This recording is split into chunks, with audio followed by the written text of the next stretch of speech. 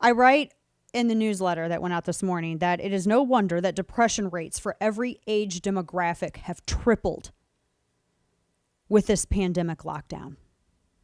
Tripled. There is not a single race, ethnicity that is spared. Numerous research, numerous studies on this. Boston University, I have a list. UC Davis, so many. Child abuse cases have increased. I was reading this one story that came out of KUSI, a television station in San Diego, and pediatricians are incredibly nervous. They say that they are seeing an 82% increase in outpatient visits, 75% inpatient consultation, child abuse pediatricians. And because kids haven't been in school, there's less reporting of it. So you have to catch it when foster kids are in jeopardy. Can you imagine right now? The stress and isolation with all of this, foster kids are having problems. 60% of small businesses that closed during the last lockdown will not reopen. Other business owners that are barely hanging on just give up. And even though schools aren't super spreaders and medical professionals have been telling districts to open, many haven't. New York City just closed their schools again today. I read a story from Wall Street Journal about how remote learning isn't working and our kids are falling behind badly. We're at the point where a new nickname has been developed for an entire generation, the Generation COVID.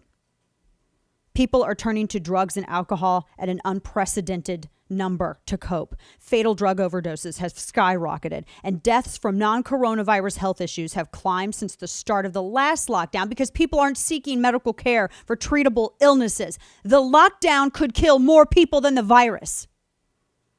All to control the spread of a virus that they can't predict, transmission they can't predict. They have no idea about immunity. We just got a Danish study last night showing that masks don't actually reduce the infection rate.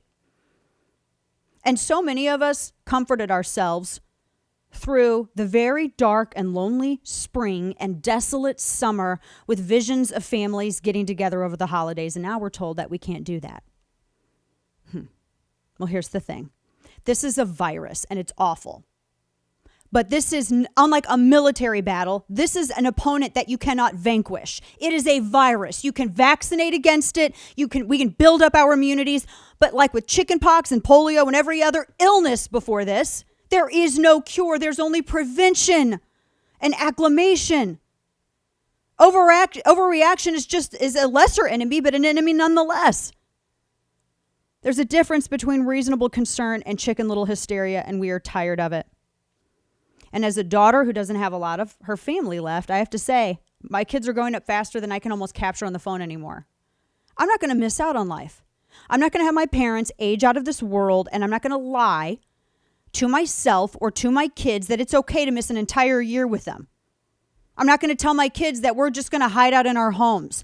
I am tired of being told that I don't have the right of risk when risk is a part of freedom. And I sure as hell am not going to be lectured to by anybody who says eating in a restaurant while observing health protocols is riskier than shutting down the largest economy in the world.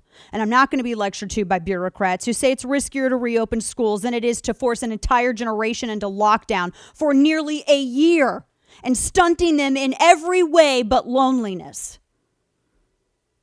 And I'm not going to be lectured by lawmakers who don't follow the laws that they make.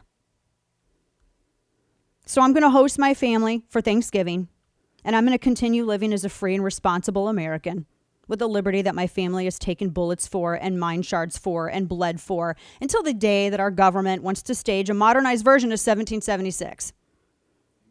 Freedom is scary. And as Roosevelt said, for those who fight for it, life has a favor the sheltered will never know.